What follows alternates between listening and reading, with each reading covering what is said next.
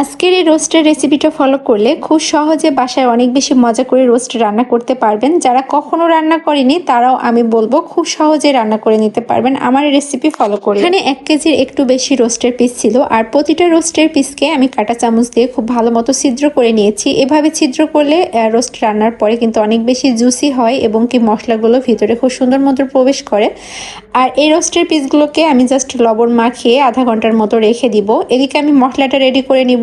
আজকে খুব সহজে বলেছি, এজন্য প্যাকেট মশলা দিয়ে আপনাদের দেখিয়ে দিচ্ছি যেন ঝামেলাটা আপনাদের খুব কম হয়। 1 কেজি চিকেনের জন্য ফুল 1 প্যাকেট মশলাই লাগবে। আর এখানে নিয়েছি আমি হাফ কাপ টক দই। টক দইটাকে হালকা একটু ফেটিয়ে নিয়েছি। এবার এখানে আমি দিয়েছি 10-12টার মতো কাঠবাদাম এবং কি কাজু বাদাম বাটা, আর সাথে একটু পেঁয়াজ বেরেস্তাও দিয়েছি, একসঙ্গে বেটে নিয়েছি। যদি কাঠবাদাম কাজু বাদাম হাতের কাছে না থাকে সেক্ষেত্রে চীনা বাদাম বাটাটাও দিতে পারেন, কোনো সমস্যা নেই।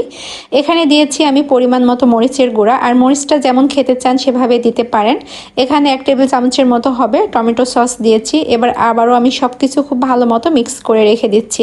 ব্যাস সবকিছু মিক্স করা হয়ে গেলে এবার রান্নার চলে যাব। এখন আমি রোস্টের পিসগুলোকে ভেজে নিব। এর জন্য আমি এখানে কিছু সয়াবিন তেল দিয়েছি, সাথে একটু ঘিও দিয়েছি। এভাবে যদি একটু ঘি দেওয়া যায় না তাহলে এটার ফ্লেভারটা এত বেশি সুন্দর আসে। আমি কিন্তু রোস্টে কোনো প্রকারে কোনো রকম কোনো কিছু দিই নাই, জাস্ট লবণ মাখিয়ে রেখে দিয়েছিলাম। যদি হাতে সময় না থাকে তাহলে 10 মিনিটও রাখতে পারেন লবণটাকে মাখিয়ে। রোস্ট ভাজার সময় খুবই গুরুত্বপূর্ণ যে টিপসটা সেটা হচ্ছে রোস্ট খুব হাই হিটে ভাজবেন এবং কি খুব কম সময়ে ভাজবেন। বেশি সময় নিয়ে যদি রোস্ট ভাজেন তাহলে কিন্তু রোস্টের পিসগুলো খুব বেশি হার্ড হয়ে যাবে এবং কি রান্নার পরে একদম জুসিনেস থাকবে না, খেতেও ভালো লাগবে না। এপাশ ওপাশ একটু ভাজা হয়ে গেলে উঠিয়ে নেবেন।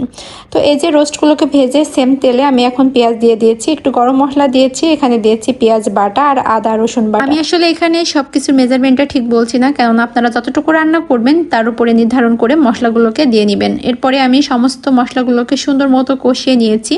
বেশ কিছুটা টাইম কষিয়ে এরপরে হচ্ছে যে মশলাটাকে আমি রেডি করে রেখেছিলাম সেটা দিয়ে দিব। এবার অনেকে বলবে আপু লবণ তো দিলে না। লবণ আসলে রোস্টের গায়ে মাখিয়ে রেখেছি এবং কি মশলার সঙ্গেও আছে। যদি লবণ লাগে তারপরে এটা চেক করে পরবর্তীতে লবণ দিবেন। ফার্স্টে লবণ দিলে কিন্তু পরবর্তীতে দেখা যাচ্ছে রোস্টে অনেক বেশি লবণ হয়ে যাবে, তখন খেতে খুব একটা ভালো লাগবে না। কিছুটা সময় কষিয়ে যখন উপরে এরকম তেল ভেসে উঠবে এ পর্যায়ে আমি দিয়ে দিয়েছি কিছু পেঁয়াজ বেরেস্তা এবং কি পরিমাণ মতো লবণ।